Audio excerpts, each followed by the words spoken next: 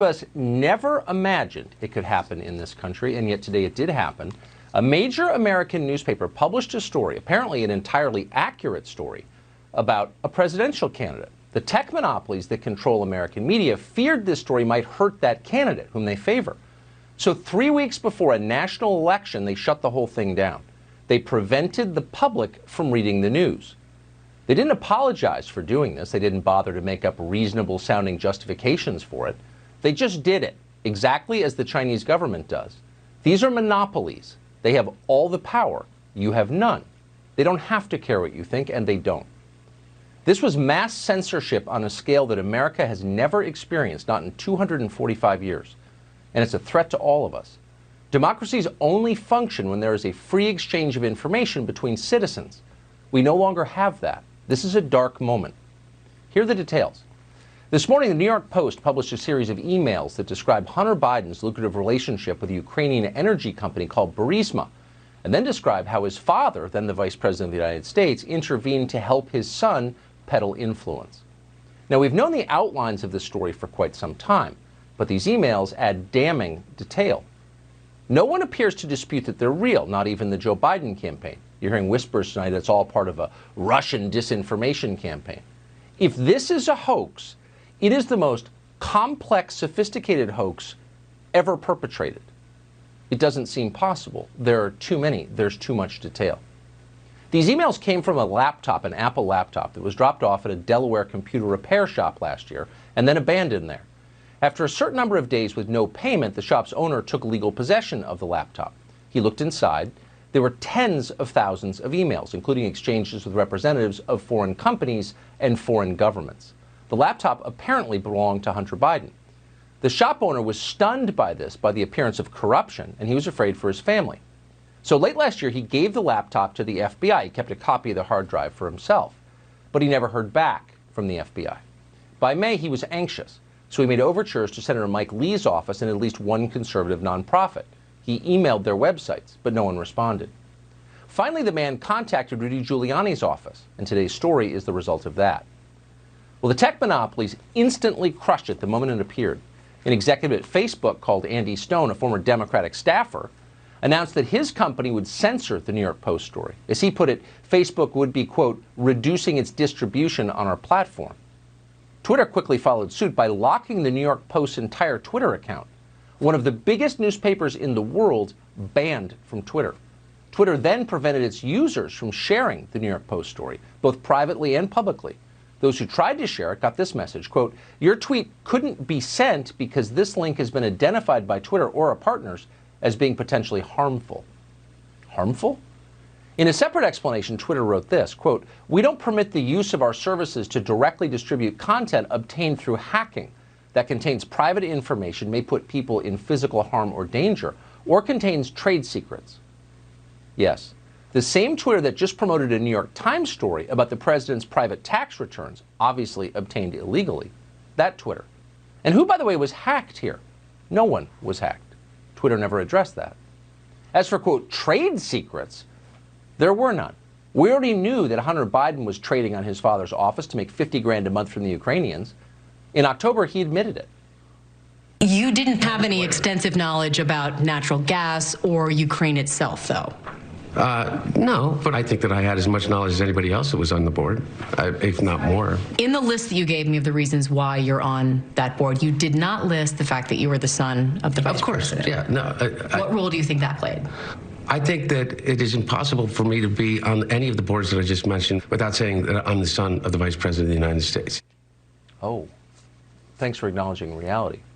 So we knew the outlines. What we didn't know until today was how brazen this was. Hunter Biden didn't simply sell access to his father, the vice president, or take cash to influence American foreign policy. No, it's weirder than that. As he schemed to extract more money from Burisma, Hunter Biden didn't refer to his father as his father. He referred to Joe Biden, the vice president, as, quote, my guy. On April 13, 2014, for example, Hunter Biden wrote this to his business partner, quote, the announcement of my guy's upcoming travel should be characterized as part of our advice and thinking, end quote. Hunter Biden added that he needed to be, quote, protected financially and wanted a long-term role with Burisma. Quote, the contract should begin now, not after the upcoming visit of my guy. That should include a retainer in the range of $25,000. It's not clear if Biden got that retainer, but we know he did get a high-paying job at Burisma. Then in May 2014, just weeks after Hunter Biden joined the board of that company, a top executive there let him know why he was being paid. Very explicitly, quote, "We urgently need your advice on how you could use your influence to convey a message, signal, etc., to stop what we consider to be politically motivated actions." The executive wrote that in an email. Quote, "Use your influence to convey a message." What message? What does that mean? Well, another email from the same executive obtained by the New York Post, dated April 17, 2015, explains in very clear terms what it means. Quote, "Dear Hunter, thank you for inviting me to D.C. and giving an opportunity to meet your father and spend some time together. It's really an honor and pleasure." Oh, that's what you're not allowed to read. And you can see why Facebook and Twitter don't want to allow you to read it. If Joe Biden met with Burisma executives at the request of his son for the profit of his own family, it becomes very clear that Joe Biden's previous denials were lies. Just last year, Joe Biden was telling us he had no idea what his son was doing at Burisma. You were the vice president running point on Ukraine. The average Joe hears that and says, that sounds fishy. What's your understanding of what your son was doing for an extraordinary amount of money? I don't know what he was doing. I know he was on the board. I found out he was on the board after he was on the board, and that was it.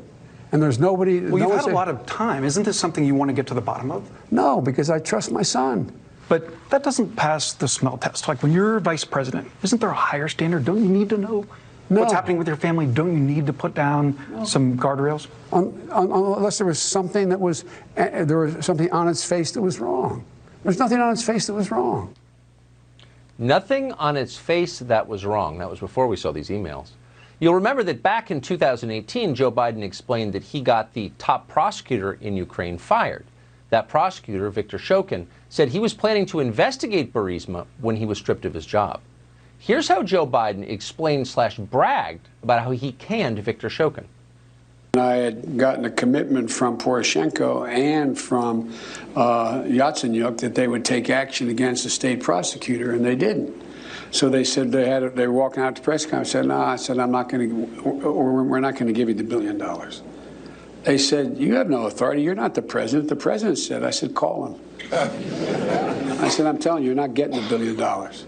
I said, "You're not getting the $1 billion. I'm going to be leaving here." And I think it was, what, 6 hours? I looked, I said, "I'm leaving in 6 hours.